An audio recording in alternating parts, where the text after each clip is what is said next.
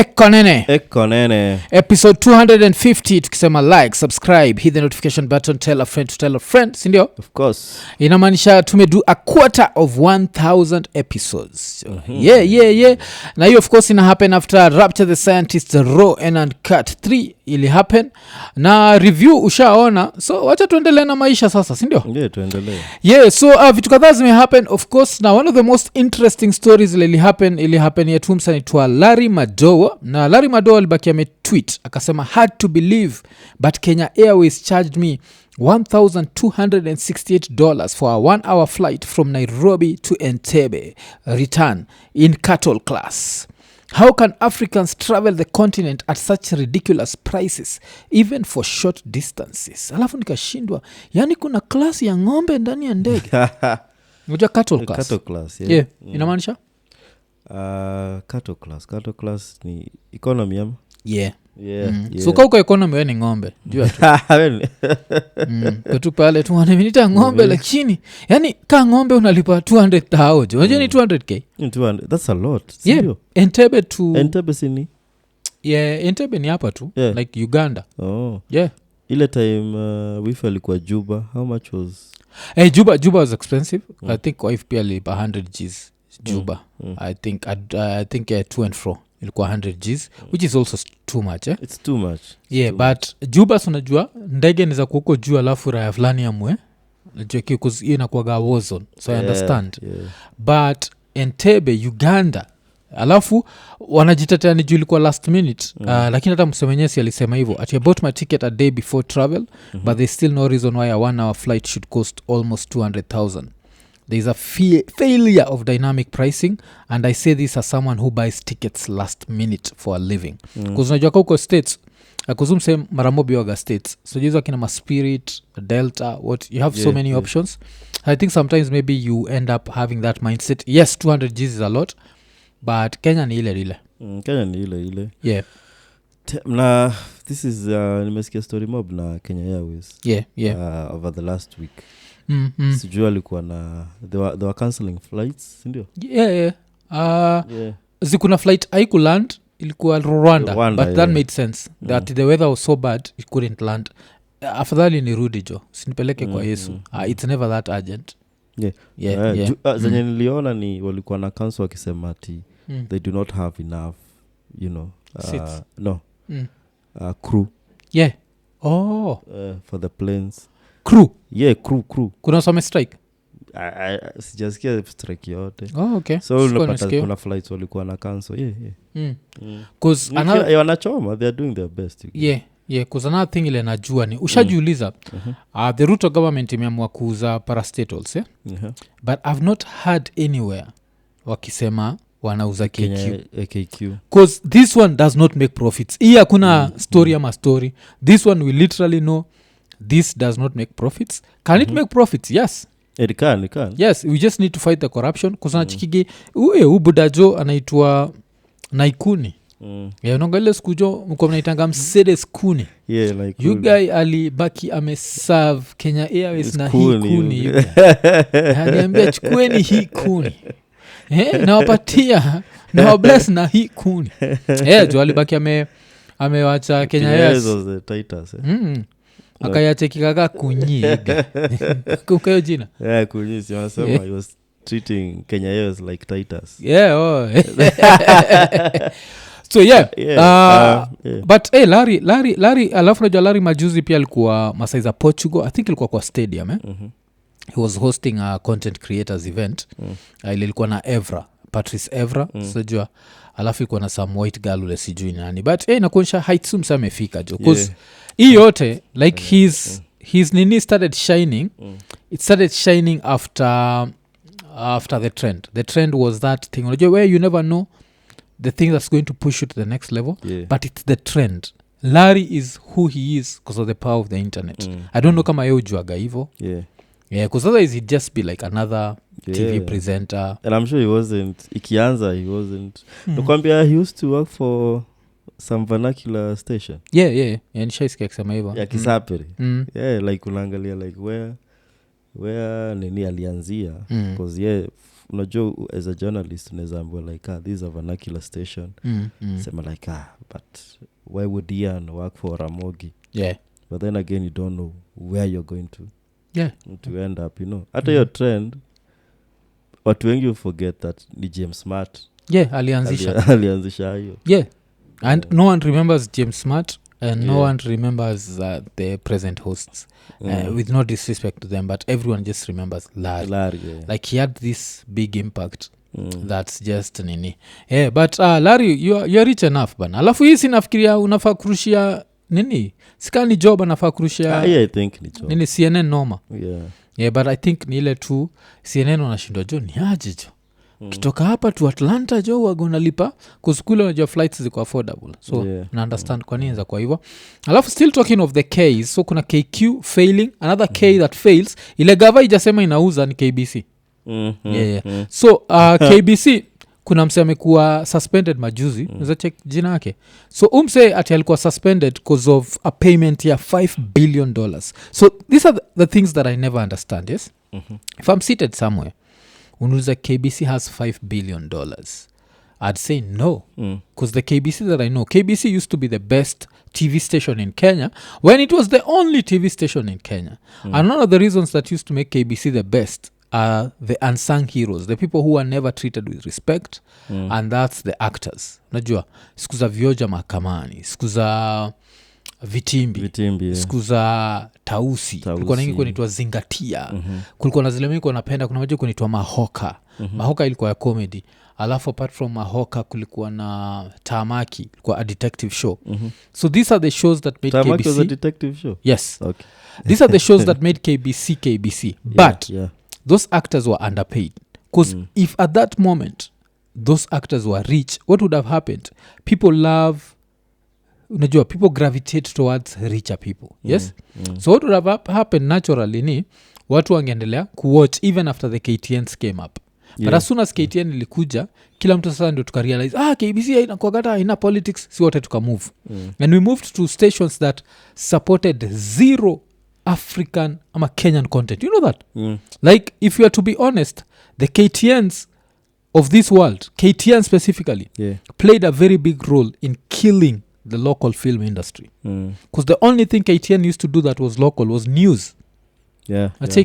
Once in a while, who wants to be a millionaire? That's gambling. Jota sikumbuki if you mention hata hizo news, if you mention wale akin the Lydia na nani were they doing it in Kiswahili? No. Akina Lydia Manyasi, they used to read in English, Kathleen Openda, and I'll give them their flowers. Unajua, like they started a whole thing where they'd read news that was not always pro-government.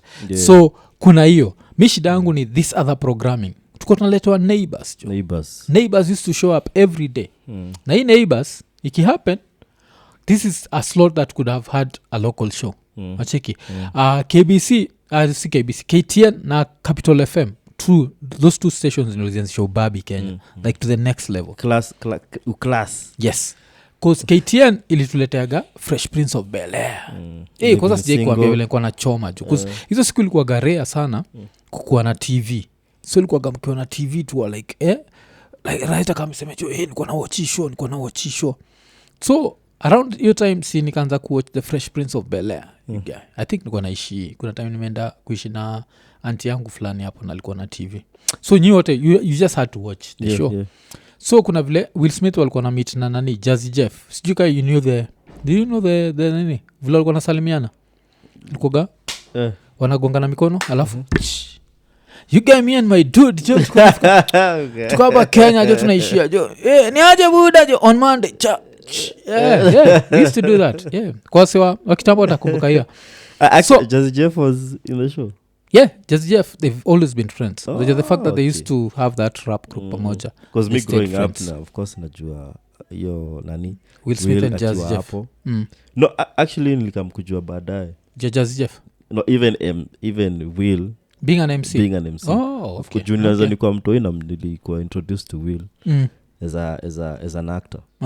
So baadaye ndio namuona akianza kutoa hizi ma world whatever, world west na nini.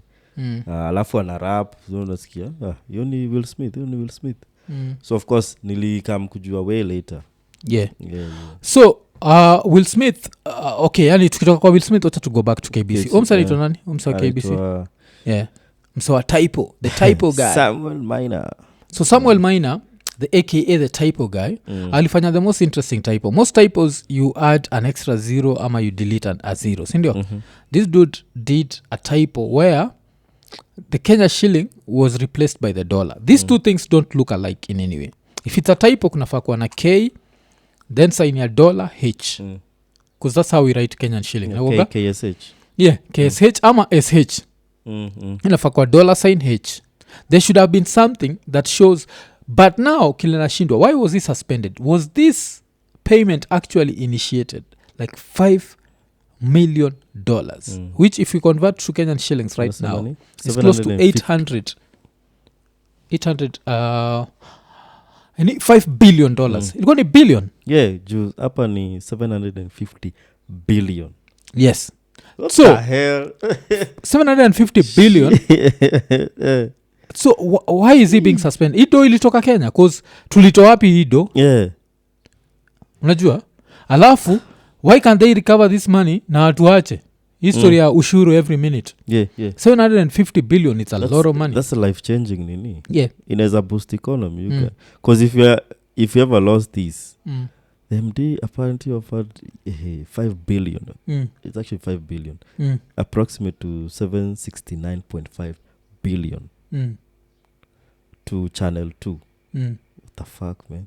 Even do you know 5 billion, like even wacha tutu nini tu niko nimeka hii nini mbali kidogo, but unaweza type tu hapo tuandike like ESPN profits, tuandike tu profits za ESPN, you guys hazitafika hiyo level. So I wonder which channel was these people running that they needed that to check by year. So according to nini, ESPN generated more than 16 billion in revenue and 2.9 in operating profit. 2.9 billion. Acheki. And this is in Disney's fiscal year. So, walitageza 2.9. Which company is this we don't know about that made all this money? Acheki. Yeah. Like, do you know your channel? Z. Channel 2. Okay, wacha tuangalie multi-choice profits.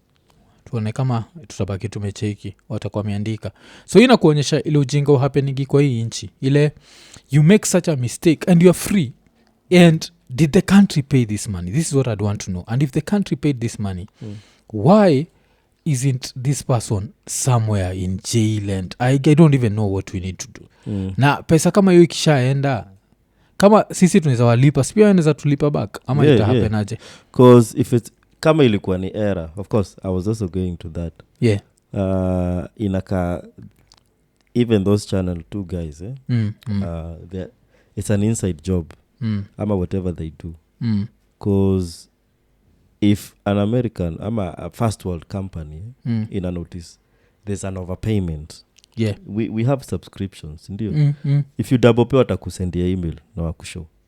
Like this was not right, such nini. Yeah. We started working on your refund. So likumaanisha like I don't know, maybe e Channel 2, I don't know what it does. Yeah. Uko. But still kuna treasury. Treasury ya Kenya. How do we release $1 billion to anyone? To anybody. If it's not China, it's a typo. If it's to China, of course tuna deni ya China. Yeah. Acheki. So let's go back to nini. Multi-choice walitengeza profit ya ni 10 billion rands. That's 70 billion Kenyan shillings. That's multi-choice in the whole of Africa. Wewe hii 750 billion unatoa hapi? Msa wa KBC. Okay, hii story wacha tunaifuatilia to understand vizuri, but so far it's a very sketchy story. I don't think the money was released, but I don't know if there was alafu. Yes, mtu mmoja amemake mistake ya typo. Hakuna mtu around yeye uleta mwambia ni aje buda, sisi ka KBC, if we had 750 billion we'd be BBC. We've never gotten this money. Yeah. Because I'm sure KBC J's wamoko nini sina kuanga kwa hiyo budget or something. Yeah. Haijai kwa team wako wanapo 750 billion. So hii story I don't know. So ati sacked KBC boss admits making multi-billion error in payment offer. yes mm. so unajua this is the second time kuna typo so nakumbuka hata ilikuwa unye akiwa minister of finance ilikuwa ni typing error I don't know ili lead to nini ati the MD apparently offered 5 billion USD to Channel 2 instead of $5 billion instead of 5 billion shillings as instructed by the parent ministry. Why were we nini? Ati the initial nini was 5 billion. Yes. For what? Ndio nashindwa. Like okay, like growing up why I respect nini KBC I used to ni unakumbuka nini hata Champions League unajua most of us tuko football fans because KBC you actually used to I don't know have a collaboration with CFI na nini and you used to watch these games squeeze they don't you get unajua akasema tido yote ni because we were airing an international competition but sai do you know you cannot catch nani Omanyala akiwa sijui Diamond League unaona squeeze hakuna hawezi get unapata hizo zote zinaenda multi choice so nikisoma hii story I make sense ati the communication from the CS so huyu ni CS Owalo after achujo mse is the latest in a series of correspondence between the ministry, the Solicitor General and the PS in the same ministry over attempts to come to an out of court settlement with Channel 2 Corporation which had sued the state broadcaster for improperly terminating a contract entered between the two entities where Channel 2 was meant to have provided content for KBC Metro TV, which is just wrong. This is a government nini. It has to deal strictly in a local content. Previous correspondence between the aforementioned parties indicate that the government had agreed to offer Channel 2 a total of 5 billion shillings as the final settlement. So even Channel 2 yenyewe it's culpable. Najua. Like so saizi I don't think tumelipa do yenyewe but we are fighting with them. They're still claiming 5 billion shillings. Tukatae kulipa wataenda ICC. Hakuna kitu anaweza tu. Hii ni ujinga zingine zile. Kuna ile level ya afu hizi raya juu zinakuaga. Yani wacha kitu nikatiaga na Wakenya ni hakunaga an ounce of just loving your country. Just kidogo tu uone it's such a poor country. KBC is struggling. KBC even coming to a settlement of 5 billion shillings. It's wrong. Ushaenda hizo studio. Studio zimeanza kuanguka. Zimeanza hakuna repairs. They're still using cameras ziliachwa na BBC. Because watu sahau, hii KBC, it's not KBC, ni BBC. So everything we use, ni ile BBC walituachia. Hizo zile za independence. Yes. So hizo vitu unapataga kuna light. Unaenda pale jo unapata light ingine jo. Light kiwispa iko like, I was there when the coup happened. I'm still hanging on. Ilikuwa inawaka siku za kuu saizi imeisha I think ile part niliona at least wametry ni tushaenda na ile that digital room but it's because they are selling to other people na hao watu wengine ndio nakam kuzifix hizi ma free to air na nini so nakumbuka how they key in those at least hapo ndio like there's a bit of technology but I've been there KBC tuseme nimekuwa fortunate kuchapwa hata nini studio tour you can also wako in cubicles man asinakwambia like hii kitu hii unajua kuna studio unaweza ingia and you're there like is there anybody listening on the other end you get because it's this crime this to me this is just right next to treason hakuna vile unaweza commit nini so wacha tutafuatilia story tuona vile itabaki ime happen alafu wacha tutoke jo Kenya kidogo tutarudi Kenya baadaye but nataka tuishie jo mpaka Masai za America jo kuna watu nilichekiwa kiteta wako like squeeze jo mbongi jo story zime happen states let's talk about a few things zime happen in the land of America so one of course the biggest story ni the Colorado Supreme Court ili remove Donald Trump from the 2024 presidential ballot ili of course ili happen after zile riots zili happen higi Capitol Hill riots zili happen was it in 2021 I don't even remember when they happened yes when 20 before nania kueswoni yes January yes before stop the count so he's been struck out inasemekana nini ati usipovotiwa na one state hawezi kuwa president like if one state your name is not in one state whatever there's no way you can be president so he has to appeal but history vilolisikia Of course America for following the rule of law na nini na accountability. I wasn't surprised. Sikuwa surprised. I actually thought ni cases zingine zake zile za prostitution hiring those. Sikuwa nafikiria ni hiyo, although pia hiyo kuambia wase waende nini and when you are sitting president I think unajua vile tulikuwa nasema like we should love our country. Hizi ni raya wagama patriots to their country.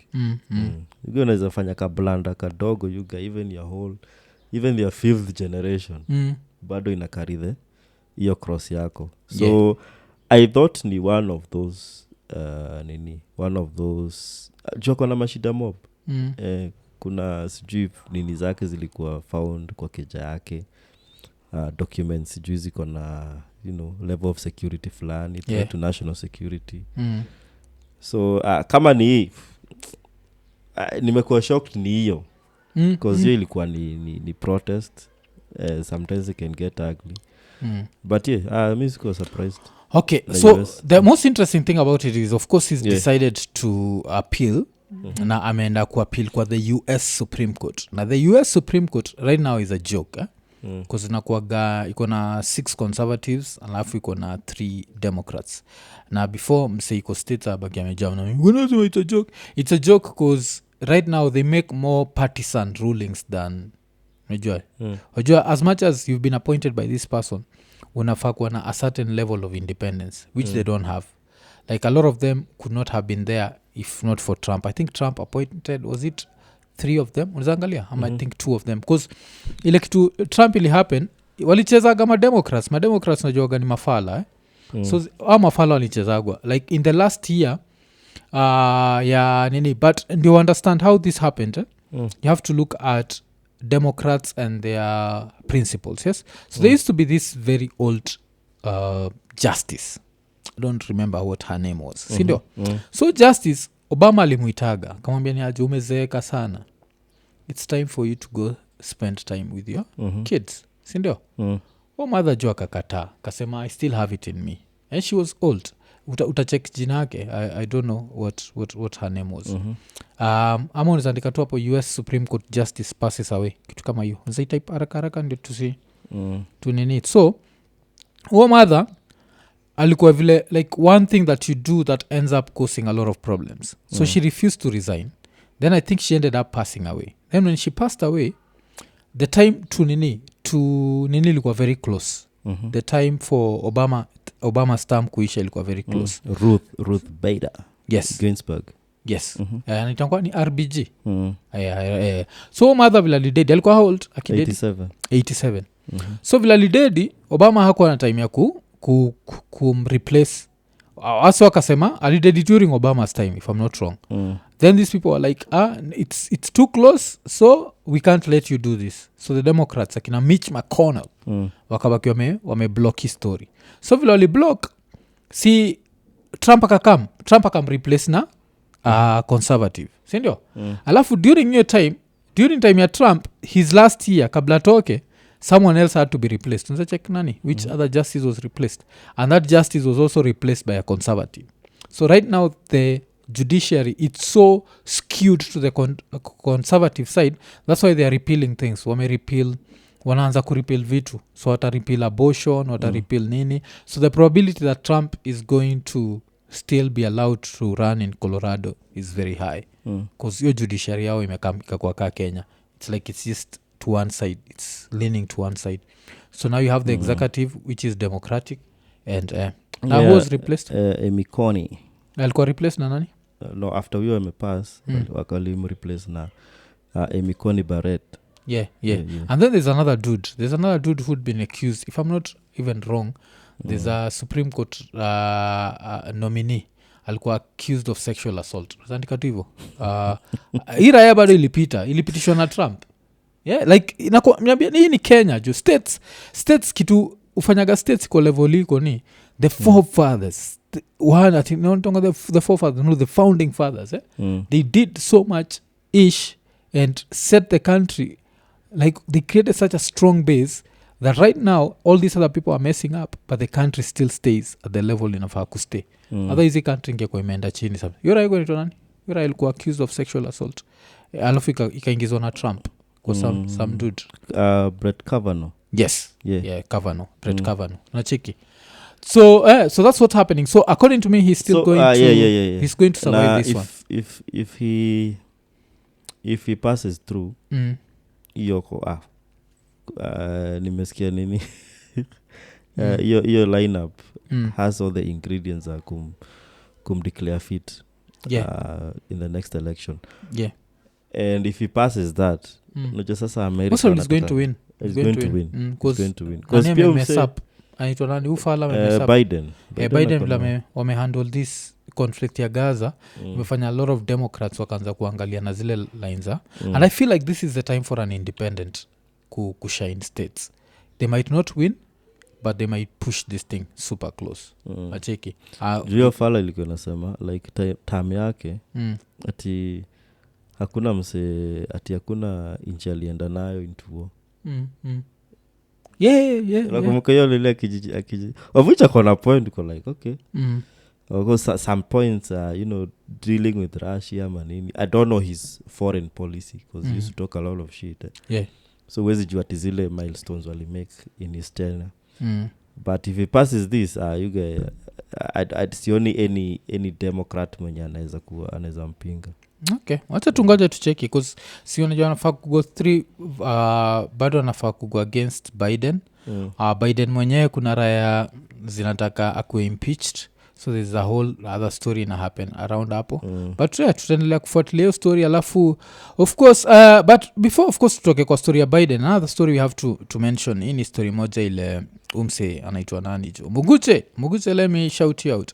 Muguche unajua bado I think ana live in this kanitoka bubble, na kwa hii bubble ya Muguche ni America can never be challenged militarily, si ndio? Lakini majuzi jo Chinese President Xi Jinping warned President Biden that China plans to take back Taiwan. There's nothing that America can do to stop China from taking back Taiwan. America is a bully na inajuaga kubully countries that can't protect themselves. You don't want to go to war na China. Usijidanganye. It's a whole different equation. Kama umeshindwa na akina Afghanistan, utaweza China. Israel cheki. Israel cheki. Alafu ziko na clause kila pahali. Like even for America to like American economy to work like it works, it needs China. Backbone ya kina Apple yote ni China. Every year izo malaunch unasikianga sijui izo masel. But apart from that hizi raya zilikula panya zikakula dogi mpaka zikaingia kwa mimi kwa najua the secret watu walikuwa ukitaka kufanya vizuri kwa exam kula samaki, hakuna ni kula panya, kula frog. Hizi raya kula kitu yote. Hizi raya zikali kabisa dhafu paka yes ikikam to weapons zisha come up na weapons zinaweza jiprotect against any country in the world. So pole Taiwan, but Taiwan is going the Hong Kong way. It's a very sad state of affairs because you have Taiwan where there was freedom of speech, freedom of expression, there was democracy, all that's going to die. You have Hong Kong where there was freedom of speech, freedom of expression, it's going to die. And it's just the way it is. I don't know what's ever going to happen to China because I think at some point China inanikuacha hii ujinga, like always kwa that developed and people can't talk. Yes, at some point you needed everyone to shut the fuck up. Yes, but you've reached the level you've reached. I don't know kama na feel maybe wakileta some form of freedom kutakuwa na nini, but yes ilikuwa president warned President Biden, the Chinese president warned President Biden that China plans to take back Taiwan. Si ati nini? Sini kama nani naitwa nani this the Russian PM. So like we are going to invade Ukraine. And hata akumwambia we are planning to take alimwambia and anybody who plans to get in our way pia yatakuwa na hiyo treatment ya Ukraine. And he thought US nini haiwezi let their small bro asafa. Kwanza wanasikia ni Russia. Of course unajua hata hizi manini za movie unaonanga like kuna hizo nini USSR versus sijui nini. And ikaendelea for like a year. Yeah. Na bado is it still going on? Yes, still going on. Na bado and there's nothing America has done. Hakuna kitu imetu. And you know Russia right now, you can't compare Russia na China. Like China right now is like next to states. Ingekuwa ni mutual self destruction, yes? US defeats China. Unajua ilikuwa like wacha si wote tu dedi. Yes. Machinese wata dedi wote. US wata dedi, watabaki watu wawili watatu, si ndio? But kikuwa ni ile level ya sisi wote tunatry kucontrol the amount of casualties. Hauwezani na China. No country in the world inaweza na China right now. Najua. Because najua US ikikam Kenya leo tu US kuje Kenya. Na isemeniaje kutoka leo Kenya is the 55th state because now assume they've taken a few other African countries. There's nothing we can do. Tuko like okay. Tuko like Independence Day mna celebrating lini? July 4th. Okay, pia sisi. Na inakuwa hivyo. But China. So Moguche, I know you'll watch this episode but Moguche acha kujidanganya. Place kile unajidanganya kwa mind yako. Ati US inizalalia China hapo unajidanganya. Tukitoka hapo acha tubongejua a few damn things pia zile zime happen states of course kila mtu anajuaga I'm a very big rap fan. Napenda hip hop sana but kuna vile vitu moja states na feel too sad kabisa. So kuna hii story moja nilicheki where there's a 16-year-old rapper anaitwa Lil Puck. Yuko responsible for killing a 14-year-old outside of Atlanta station. So mtoi amepatiwa 20 years in prison. So a 16-year-old, kuna headlines zingine that you can only hear in America. A headline like a 16-year-old kills a 14-year-old. Acheki. Does it happen in places like Kenya? Yes, but the probability of this happening hapa Kenya ni next to zero. Cause kuna vile I think pia ni vile usemaga nature versus nurture. There's a way we nurture our kids where like violence is the last thing, like being called a bitch and you go home, it's okay. Yeah. What do you mean? Yeah. Oh, you're a bitch. And you go like, okay, yes. Let me just grab my tampon. I'm going home. And story naisha. But states kuna kwa gana. Alafu now, we look at hip hop. Hip hop may glorify thug life so much that now you have a kid who's 16 years old who wants to be a rapper, who feels like for my street credibility, I need to shoot someone. Now this kid has lost his childhood. By the time he comes out, he's going to be 36 years old. Starting a rap career at 36 and claiming I killed someone and the person will dedishal kwa 14 years old. You know, people will always look at you as a 36-year-old who killed a 14-year-old. Lakini mtu tangalia ati these are 16-year-old who killed her. And it's such a sad state of affairs. Unasema hiyo influence ya nini? Ya thug life. Because I was listening to this song. Ile inaenda Brand Lamborghini faka kapka. Da-na-na-na-na-na-na. I don't know. Near some rap. This new age. Okay. Because I don't know issue. So anasema like anasema kuna ile part nilisikia like what?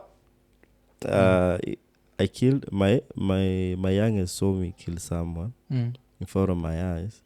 And when it comes to sijui if tables reversed tena bado I would do the same thing. Oh, okay. And they're like, what? I thought this was a feel good music. Like, unaona hata the fact that amesneak hapo hiyo line just to kuonyesha yani his level of thugging. Yeah. Tunasema saa ina pushwa like commercial. In this white the white community. Najua sometimes inaangalianga like, okay, you guys continue killing each other. Yeah. Like hip hop so right like, now. These are your lyrics. Okay. Yeah. Okay. This is we're going to tutakupeleka hata nini you have this dealership for nini, just keep spreading your bullshit and it's dumb. Yeah. Sikuna hiyo nini like kulikuwa na I think an American some American Christian rapper who was talking about it the way in America when it comes to black people you're allowed to say anything about black people nyinyi wenyewe kwa wenyewe. So you'll have a black rapper saying I'll kill this nigga, kill them, unacheki, and that's okay. But the minute that a black rapper criticizes outside kachiki vile anaitwa nani vile Kanye alifanya against wale wasewafai kutajwa ulicheki immediately banned cheki so ilikuwa inaonyesha hizo ni zile nini za states the so but back to umtoi yuko 16 years old Yeah. I don't know if he's going to go straight to an adult prison but most probably what's going to happen is between 16 to 18 ataenda a juvenile facility where he looks small. You can try and imagine like the amount of nini. So 2 years it's for him to get all the muscles he needs to work out, to buff up, to what kumbuke ile work place out another master plan. Yes. Okay. Cause kasi hivyo kama kawaida anaenda kugeuka tu bibi ya mtu probability huu atamaliza 20 years in prison. If I was a betting man I don't think I can just look at nemtoi ana body ndogo I don't think ana survive ukinipatia wanaenda kudedi prison. I also support vile nani alikuwa anasema Big Ted like anaweza peleka watu hiyo side but anataka akiwa wakifika level fulani hata akijua society itamchange as much like, still too discipline a lot. Yeah, because also you might end up sasa if you go there and you're raising your kid kama saini and my 5-year-old in the next 10 years you'll be more American than Kenyan. You know, it's a scary society right now because kitambo ilikuwa ni kunaona like ni waseni hizi beef over 20 some adults yani ama young adults but sasa ikianza kuwa ni 16-year-olds. Watu hii alafu najua states this is very common history ya kutry especially black kids as adults. It's a very common phenomenon. So I think kuna time toy flani alikuwa amewatch wrestling kwa states. I think he was 12 years old, ended up slamming sister yake mdogo because alikuwa nafikiri wrestling the real the small sister died. I think he was 12 if I'm not wrong. He was tried as an adult at 12. You know at 12 you're a kid kabisa. So but that's like one of those vitu zile happens za kipumbavu alafu still tukistick na upumbavu jo America jo. Kuna pia story ingine ya daycare workers walikuwa busted for allegedly running a child fight ring. So are the daycare workers any race? No, ni wetu alafu so kila nashindwa jo. First of all mko black in America sindio? Apart from kuwa black in America mnajuaga this country loves jailing black people. Alafu mnakaa chini mnaamua you know what tunaenda kuanzisha fight club. So hizi mbili zinaenda prison jo. Cheki joanika kademka supu na dude inaweza kuwa supu haitakuwa supu prison hakunaga ugly dudes. You're pretty. You can be the ugliest dude. Unaingia pale kwa prison jo. Unasikia hey Kiori. Unashindwa jo ni gani jo. Man. Like unaingia pale jo.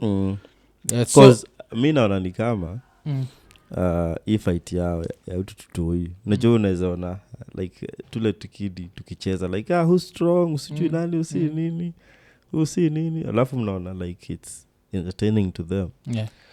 I think they got carried away. Plus unajua just takes one person mwenye mchukiane tu. Lakini unajua pia America jo kuna kuwaga na audience for everything. So kuna raya tu ilikaa chini kama wacha watu watandikane alafu tu kuzingoshwa ilikuwa na streamiwa jo. So pata mtoi wako ni champion jo. Raka mtoi kako kako 2 years old kako I'm the champion. Like your first word is I'm the champion kusikamikuwa kakinock dudes out tuko. Alafu kasi pia mtoi anaenda pale amegongwa kichwa brain I develop. I'm a fella too bad for them. Najua it's going to be a long one. So wakwe tayari for your sentence. You're black. The things you don't do. Like hata ukasoma hizo charges. Kwanza ukiona to the word minor. You are doomed. As long as you don't hear the name Kageni afterwards. Then it's not Kageni. It's tricky man. So still tukistick na like dumb stuff ile imefanyikana mi mostly mwangalega vitu black Americans wamefanya unajua cause they are my people at the end of the day and madhons atafuta jina yake cause kuna history pia ilikuwa inasemekana an Atlanta attorney was found guilty in a 7 million PPP loan case. So PPP loans ilikuwa zile loans watu walikuwa napatiwa during pandemic. Protective gear. So unza chekio PPP vile inamaanisha. I don't know what it meant, but the loans are during pandemic. So when this black lawyer got this loan, she got it for her company. Sindio? What did she do? She went and bought a Rolls Royce. Alafu akanunua motorcycle. If you look at her, she does not look like someone who can nini. Alafu she bought a 10 carat diamond ring for $148,000. Yes? Naitwa Shelitha Robertson. PPP kuna maanisha nini? Look at. Yeah, so Shelitha anaenda kujua jo America jo si kwao. Huko like hakuna kitu moja cause a lot of cases zile nimeona za watu wame misuse hizi loans. Imekuwa mostly watu wa black. Alafu napata gani the same ish. Wananunua cause inanikumbusha ile story ya nini nikidigress kidogo kitafuta meaning ya PPP mende remind story ya raya fulani ilishindaga lottery states after ishinda lottery ilishinda lottery ya tiki ya $30,000 alafu ikienda ikanunua chain ya $25,000 ikakuwa robbed ikitoka kwa store wasikia hiyo toka kwa store ikakuwa robbed. I just want the money man. Like nini ujinga gani also nasema PPP loan inamaanisha nini hiyo PPP? Those 3 P's anaona ni public private partnership. Public private partnership make sense. Yes, because the government was the public. Alafu yes. So kuna raili kwa robbed. I think in a kasi ya hood man. Isn't it? I don't think it's a curse. I just think it's Americans will come. I think because of you've lost a lack of culture, lack of what, like the fact that black Americans have zero roots. I think with that kunafikaga level where they just want to look successful. So that's why someone feels like a 10 carat diamond ring. Someone feels like chains, Rolls Royces, what. Because would I, if I had an opportunity, I would try and steal. Would I end up buying a chain and a Rolls Royce? I don't think so. Would I still stay in America? I'd be somewhere Cayman Islands. Sorry, I lost you for a minute. Apollo I stole $25,000. Zizi. Won a lottery. $30,000. Yes? This dude won a lottery, went and took his check. Senor. After taking his check, walked into a jewelry store, bought a chain at $25,000. He was robbed while leaving the jewelry store. Hakuenda nayo hata home. After dude like, yeah, what's up, man? Like, he took my chain, man. Because you are not supposed to be buying a chain in the first place. My people, man. So you buy Rolls Royce. Yeah, pink. You guy looks good, okay, I would never drive it with that. Like, okay, I'd drive it if I got it for free. Okay, so we've talked too much about black people. Let's go to white people. So hii story, I don't know when it happened. Pia unaweza itafuta, but kuna hii story where a woman donated her kidney to save the life of her boss, who then fired her for taking too long to recover. So this is one of those classic stories of never be the good person. Like be the asshole. A lot of people will judge you from the outside, like, mse ni rasa, mse alifanya nini, lakini sasa kama mother kana donate kidney, literally saves the life of her boss. And what does the boss do? With a few with a now newly found lease of life, she fires her and sends her to poverty. So mwingine anaweza baki amededi juu ya poverty. So you don't be nice. Watu wanakudanganyaga we kuwa mzuri, kuwa buda, usikue mzuri, kuwa rasa. Kuwa la rasa. Usijidanganye sijui nini ama nini. Kuwa mtu mbaya na utaendelea maishani. Kikuwa mtu mzuri utashangaa. No, ni kitambo kiasi, but it still happened. Ilikuwa 2012. Oh, 2012. Oh, it's over 10 years ago. Okay, Yeah. okay, yes. But it happened in Long Island. The one with the one kidney, and it was Debbie Stevenson. Because she lost her job and her kidney. Yeah, okay. And did they ever settle in court? Because Kyle kwa kitambo hivyo. Because I know she sued baadaye. Alikuwa anatry kunini. But it's too late. Ukishapatiana kidney, umepatiana kidney. No, so. It's because she took too long to recover. Yeah. Plus, but I think reason ever kwa tunaponga juu yake ilikuwa the moral of the story. Just don't be good. Because unapata kuna raya saizi inatusikiza. Iko job, iko like, you know what? In my job, they treat me as a family. You're not a family. Sijidanganye. So, ukikuwa hapo kwa job, sikia mdosi amekuja, naenda kukufa. Hii raya achana nayo. Wacha kaka, mimi unajua unatulaga zile sana. Unajua Yesu akiamua ni siku yako. Yesu lakini atakuwa kwa. Yeah. I mean, type hiyo. I turn into a Christian so fast. Atakuwa zile za ati wamekwambia mimi na ni match. Sisi ni match. Lakini kuna wakati niko nafikiria niko na ukimwi, lakini wacha nitaenda HIV test alafu nirudi nikwambie.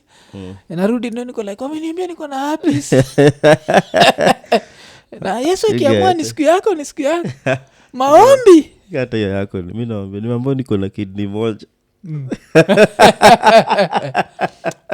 Just fire me nikiwa fully nini cause going under your knife there are a lot of complications that can happen. Unajua alafu end up umededi cause raya lazima tubonge juu because I'm sure we have an audience especially of people in their 20s. People have just started their jobs and they feel like their boss is their friend and they're there thinking this company it's a family. So unajua vile waambiwaga like we are a family aje na ira napata mita ka 3 na mimi napata 20k. How are you a family? Yeah, we are not.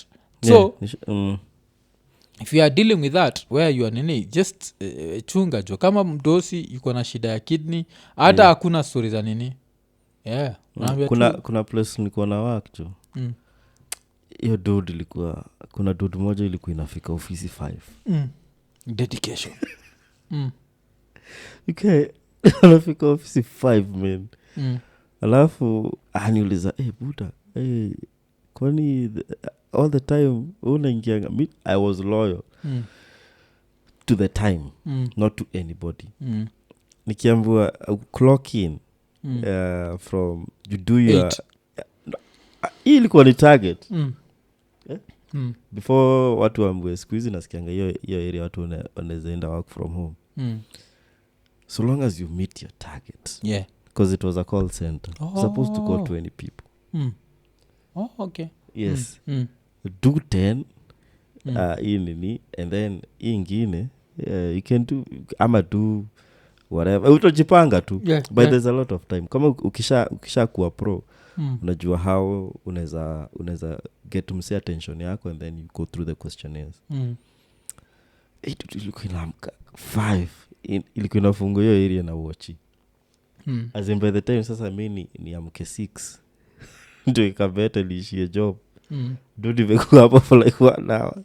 So tukiingia tulikuwa napata akiwa chai ya round sijui ngapi ya 3. And then sasa kuna time tuliingia kwa nini tukiamba in our bank details na nini. Because hata mshahara because hizi majob za alami mlikuwa na mshahara imewekwa.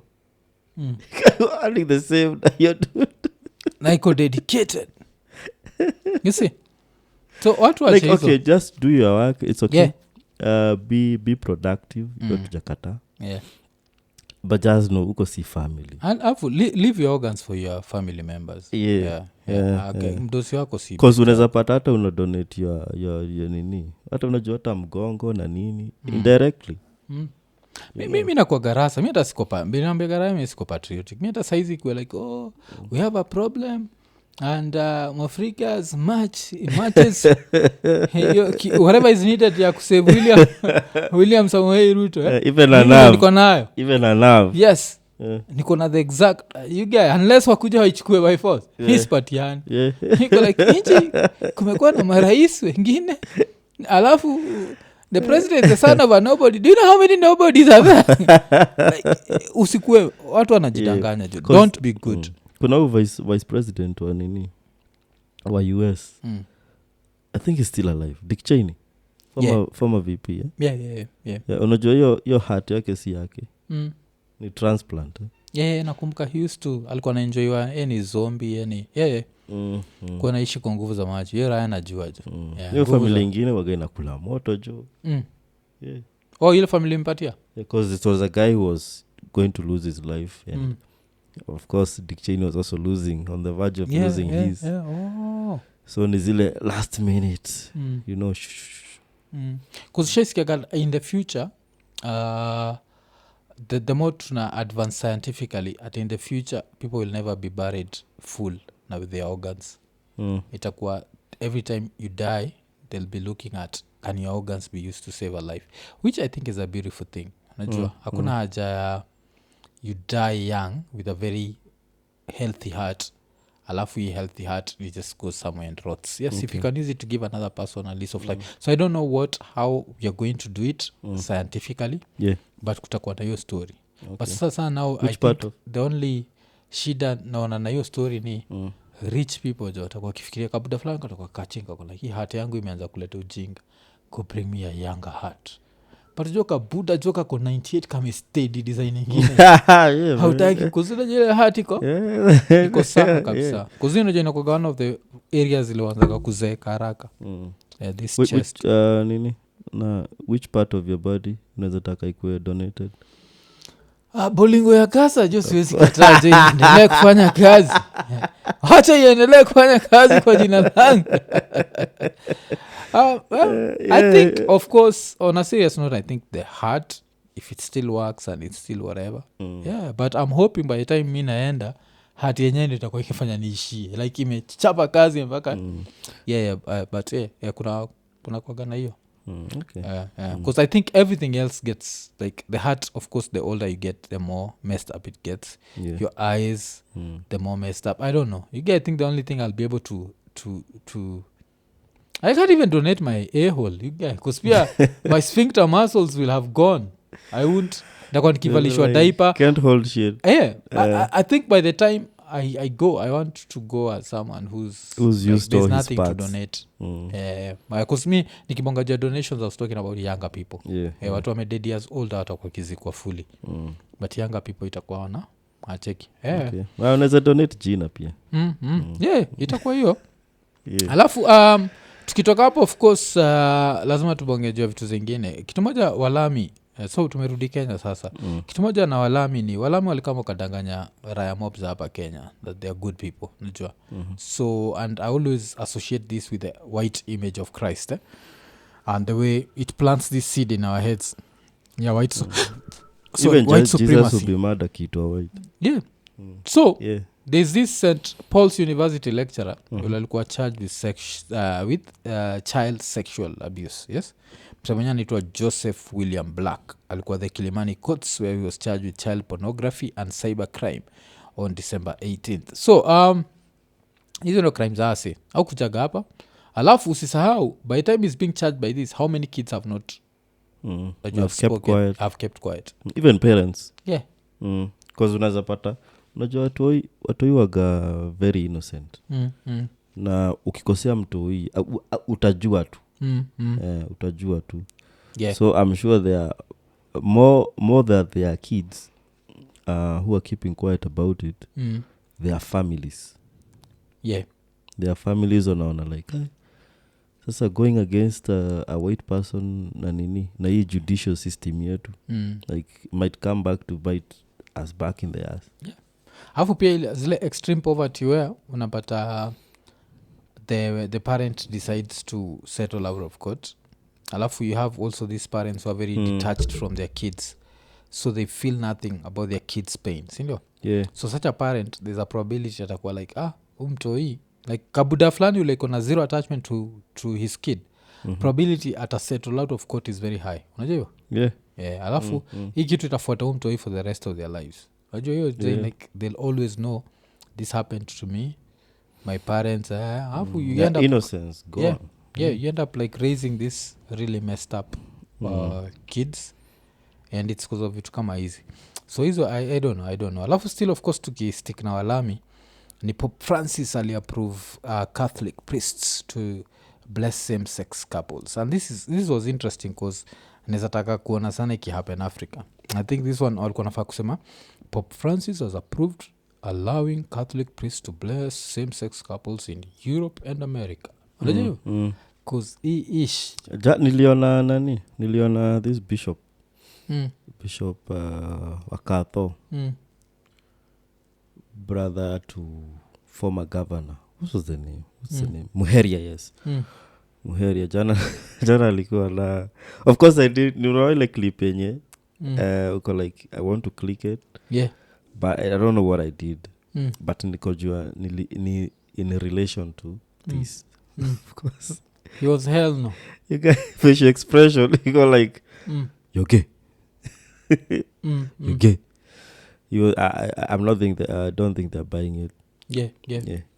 So Sai religion in a take a good turn, because a controversial turn is interesting as much as ikona nini this in test their believers. Like how hard can you know how hard do you follow your faith? Because saizi kile nangoja kuona ni kunafaa kuona statement from State House. Morals this State House yetu vile waga tunachoma picha tukinini. But so the Indo place walame wafike cause hii kitu najua kitu mu find interesting na religion hiyo, like watu wameamua kuinterpret the Bible in its own way. Cause hii story inakuwa tu kwa Bible imeandikwa vizuri kabisa, ukidhubutu unatandikwa na mawe, lakini bado ina interpretiwa the way it's supposed to be interpreted. So there is that. Wacha watu wafanye kile wanafanya.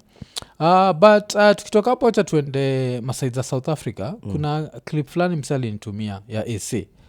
I think it was a robbery that was happening. Like when happen karibu na inaitwa something Tambo International Airport. Oliver Tambo ama? International Airport. And what I found to be interesting na hii story ni like say you'd think it's a movie. They're out there with their automatic machine guns and what, wanatumia Range Rover kurob, alafu ka money truck jo ni kaka kwa upside down jo, like iko nene.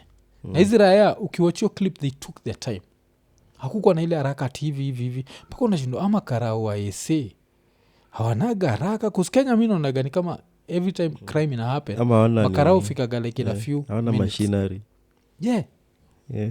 I don't know what's happening in SA. But I would not want to be there because saizi nanyosha nani ko SA saizi big fish niki big fish ko masaiza SA.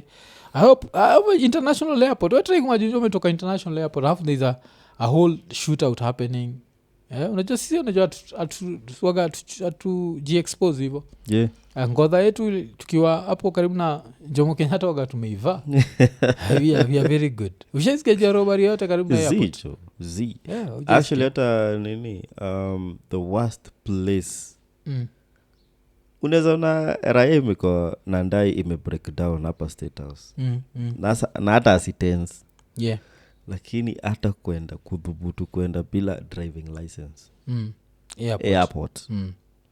I remember kuna times juu tuli reverse aje. You had to pull out, card ya media.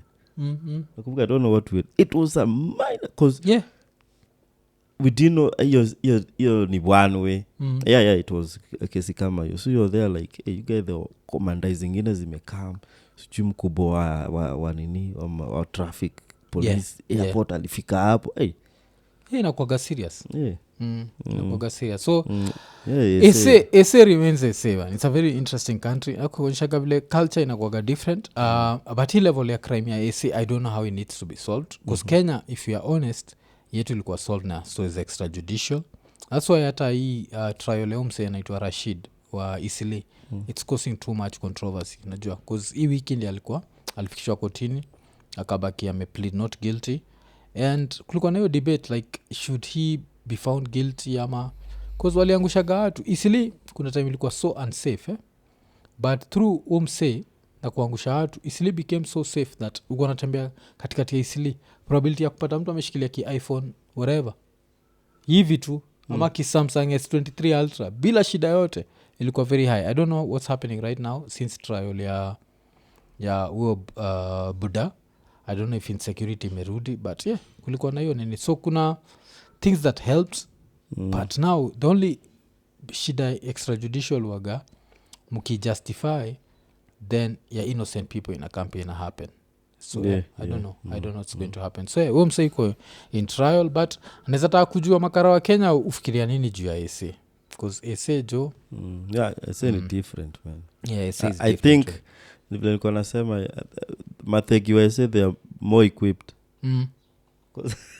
because Mategi wame invest jo alafu I think kitupia wana guts na investments so unapata like of course it being unajua sasa we see the beautiful parts of course ni influence ya hiyo prolonged nini colonization but unapata most of them they didn't get education so pia pia kwa job sector wana fall short so unapata ndio maana wanakuanga against wase kwenda kuwa kuko all that anger na nini na kwa streets when I'm like now you're going to take things by force turn this into some gangster-ish so unapata nani wategi wa Kenya naonanga tu akiwa damu cause hata ukisikiza kwa tenge wanasema razi kwa zinapatikana tu kwa club ati zimebai